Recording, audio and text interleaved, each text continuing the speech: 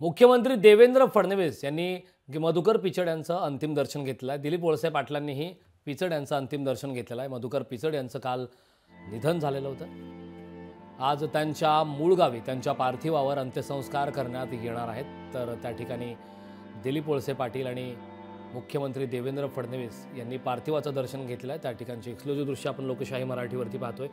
भाजपचे ज्येष्ठ नेते मधुकर पिचड यांचं निधन झालेलं आहे। आदिवासी विभागासाठी विशेष करून राज्यभरात उल्लेखनीय कामगिरी करणारे एक नेतृत्व महादेव कोळी या समाजातून प्रतिनिधित्व करणारे मधुकर पिचड 1995 ते 1999 या महायुतीच्या सरकारमध्ये विरोधी पक्षनेते देखील होते।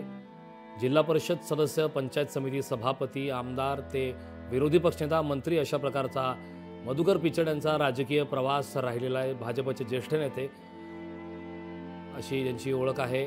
मधुकर पिचड यांचं त्यांच्या पार्थिवावर सायंकाळी अंत्यसंस्कार होणार आहे। मात्र त्या ठिकाणी आता मुख्यमंत्री देवेंद्र फडणवीस आणि दिलीप वळसे पाटील यांनी देखील मधुकर पिचड यांच्या पार्थिवाचं दर्शन घेतलं।